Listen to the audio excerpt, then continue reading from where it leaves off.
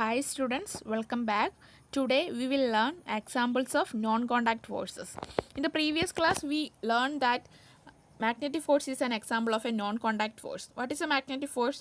The force exerted by the magnet is called a magnetic force. Okay. Today we will learn electrostatic force and the gravitational force. Okay, so let us start with electrostatic force. Let's understand with an activity. So take two balloons, suspend one of them in the air by means of thread. അതായത് രണ്ട് balloon എടുക്കുക, അതിൽ ഒരു balloon എന്ന് പറയുന്നത് എയറിൽ suspend ചെയ്ത് നിർത്തുക, അടുത്ത ബലൂൺ എന്ന് പറയുന്നത് ത്രെഡിൽ കെട്ടിയിട്ട് ഇതിനടുത്ത് കൊണ്ടുവരിക. Okay, bring the other balloon near the first balloon. What do you notice? നിങ്ങൾക്ക് എന്തെങ്കിലും ഫോഴ്സ് അവിടെ കാണാൻ പറ്റുന്നുണ്ടോ? ഇല്ല. So then rub the balloon with a woollen cloth for some time. ഒരു വുളൻ ക്ലോത്ത് ഉപയോഗിച്ച് കുറച്ച് നേരം അത് റബ്ബ് ചെയ്തതിന് ശേഷം അതിൻ്റെ അടുത്തൊന്ന് കൊണ്ടുവരിക. ടച്ച് ചെയ്യിപ്പിക്കണ്ട. എന്ത് പറ്റും? അത് തമ്മിൽ അട്രാക്റ്റഡ് ആകും അല്ലേ? നമ്മൾ കൊണ്ട് ടച്ച് ചെയ്യിപ്പിച്ചോ? ഇല്ല. അടുത്ത് കൊണ്ടുവന്നപ്പം തന്നെ രണ്ട് ബലൂണും തമ്മിൽ അട്രാക്റ്റ് ചെയ്തു അല്ലേ? അട്രാക്റ്റിങ് ഈച്ച് അതർ. രണ്ട് ബലൂണും തമ്മിൽ അട്രാക്റ്റ് ചെയ്തു. ഇതെന്തായിരിക്കും ഇതിന് കാരണം? Because A force acting between them അല്ലേ? ഈ രണ്ട് ബലൂണുകൾക്കിടയ്ക്ക് ഒരു ഫോഴ്സ് ആക്ട് ചെയ്യുന്നുണ്ട്. അതുകൊണ്ടാണ് ഇത് ഒരു ബലൂണിൻ്റെ അടുത്തേക്ക് റബ്ബ് ചെയ്തതിന് ശേഷം നമ്മൾ വേറെ രണ്ടാമത്തെ ബലൂൺ കൊണ്ടുവന്നപ്പോഴത്തേക്ക് അത് അട്രാക്റ്റ് ആയത് അല്ലേ? ബലൂണ് റബ്ബ് ചെയ്യുന്നതിന് മുമ്പ് അതിൻ്റെ അടുത്ത് കൊണ്ടുവന്നപ്പോഴത്തേക്ക് അത് തമ്മിൽ അട്രാക്റ്റ് ആയോ? ഇല്ല, കാരണം അതിനിടയ്ക്ക് ഒരു ഫോഴ്സും ഉണ്ടായിട്ടില്ല. പക്ഷെ റബ്ബ് ചെയ്തതിന് ശേഷം അടുത്തേക്ക് കൊണ്ടുവന്നപ്പം തന്നെ അത് അട്രാക്റ്റ് ചെയ്യാൻ തുടങ്ങി. അതിന് കാരണം എന്തായിരിക്കും? ഈ റബ്ബ് ചെയ്ത ബലൂണിൽ എന്തോ ഒരു ചാർജ് അക്വയർ ആയിട്ടുണ്ട് അല്ലേ? The balloon acquired A electrostatic charge. ഈ ബലൂൺ എന്ന് പറയുന്നത് ഒരു ഇലക്ട്രോസ്റ്റാറ്റിക് ചാർജ് അക്വയർ ചെയ്തു. സോ റബ്ബ് ചെയ്ത ബലൂണിന് ഇപ്പോൾ എന്തുവാണ്? അതൊരു ചാർജ്ഡ് ബലൂണാണ്, അതിന് ചാർജ് ഉണ്ട്. ഇപ്പോൾ രണ്ടാമത്തെ ബലൂണോ, തൂക്കിയിട്ടിരിക്കുന്ന ബലൂണോ, ഒരു അൺചാർജ്ഡ് ബലൂണാണ്. Okay, then rub the suspended balloon with a woollen cloth. അതായത് സസ്പെൻഡ് ചെയ്ത് തൂക്കിയിട്ടിരിക്കുന്ന ആ ബലൂണ് വുളൻ ക്ലോത്ത് ഉപയോഗിച്ച് അതും റബ്ബ് ചെയ്യുക. അപ്പോഴത്തേക്ക് അതിനുശേഷം ഇതിൻ്റെ അടുത്തേക്ക് ആദ്യം റബ്ബ് ചെയ്ത ബലൂണിൻ്റെ അടുത്തേക്ക് കൊണ്ടുവരുമ്പോൾ എന്ത് കാണാൻ സാധിക്കും?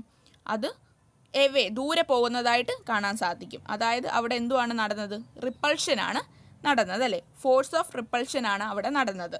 രണ്ടും ചാർജ്ഡ് ബലൂണായി. ആദ്യം റെഡ് ബലൂണാണ് റബ്ബ് ചെയ്തത്, അപ്പോഴത്തേക്ക് അതിന് ആദ്യം ചാർജായി. അതിനുശേഷം രണ്ടാമത്തെ ബലൂൺ റബ്ബ് ചെയ്തു. ബ്ലൂ ബലൂൺ റബ്ബ് ചെയ്തതിന് ശേഷം അടുത്ത് കൊണ്ടുവന്നപ്പോൾ അത് റിപ്പൾഷൻ സംഭവിച്ചു അല്ലേ? സോ ഫസ്റ്റ് കേസിൽ എന്തോ നമ്മൾ പറഞ്ഞത്? ഫസ്റ്റ് കേസിൽ എന്തുമായിരുന്നു? റെഡ് ബലൂൺ മാത്രമേ നമ്മൾ റബ്ബ് ചെയ്തുള്ളൂ, അപ്പോൾ അതിൻ്റെ അടുത്ത് കൊണ്ടുവന്നപ്പോഴത്തേക്ക് അത് തമ്മിൽ അട്രാക്റ്റ് ആയി. രണ്ടാമത്തെ കേസിലോ രണ്ട് ബലൂണും ചാർജ്ഡ് ബോഡിയായി അല്ലേ? ചാർജ്ഡ് ബലൂണായി. അപ്പോഴത്തേക്ക് അതിൻ്റെ അടുത്ത് കൊണ്ടുവന്നപ്പോഴത്തേക്ക് അത് റിപ്പൾഷൻ സംഭവിച്ചു. ഓക്കെ, ആദ്യത്തെ കേസിൽ ഒരു ബലൂൺ മാത്രമേ ഉള്ളൂ ചാർജ്ഡ്. രണ്ടാമത്തെ കേസിൽ രണ്ട് ബലൂണും ചാർജ്ഡായി. അതുകൊണ്ട് തന്നെ അവിടെ റിപ്പൾഷൻ സംഭവിച്ചു. മനസ്സിലായോ? So the force exerted by a charged body on another charged or uncharged body is called electrostatic force.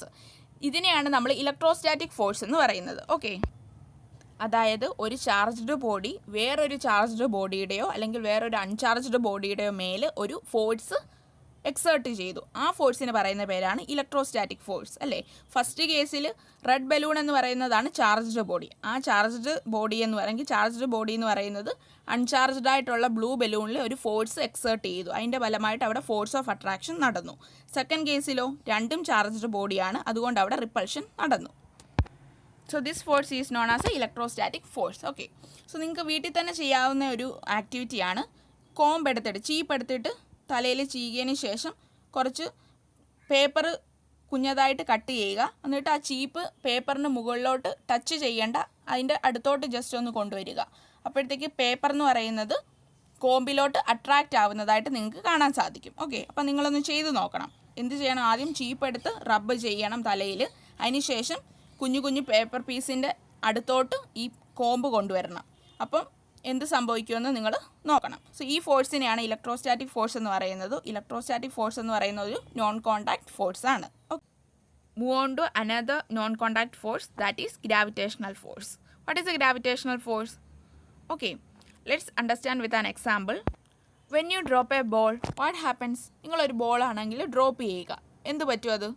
അത് താഴോട്ട് പോകും അല്ലേ? അല്ലെങ്കിൽ ബോളല്ല, ഏതൊരു സാധനവും നമ്മൾ ഒരു ഹൈറ്റിൽ നിന്ന് മുകളിൽ നിന്ന് ഇങ്ങോട്ട് ഇടുമ്പോഴത്തേക്ക് എങ്ങോട്ടാണ് പോകുന്നത്? താഴോട്ടേ പോകത്തുള്ളൂ. അതെന്തായിരിക്കും അതിന് കാരണമെന്ന് നിങ്ങൾ എപ്പോഴെങ്കിലും ചിന്തിച്ചിട്ടുണ്ടോ? അല്ലെങ്കിൽ മരത്തിൽ നിന്നാണെങ്കിൽ ഫ്രൂട്ട്സ് താഴോട്ട് വീഴുന്നു, അല്ലെങ്കിൽ തെങ്ങിൽ നിന്ന് കോക്കനട്ട് തേങ്ങ എന്ന് പറയുന്നത് എങ്ങോട്ടാണ് വീഴുന്നത്? താഴോട്ടാണ് വീഴുന്നത്. അതെന്തായിരിക്കും? ഏതൊരു ഒബ്ജക്റ്റ് മുകളിൽ നിന്ന് ഇടുമ്പോഴത്തേക്ക് താഴോട്ട് വരാൻ കാരണം എന്തായിരിക്കും?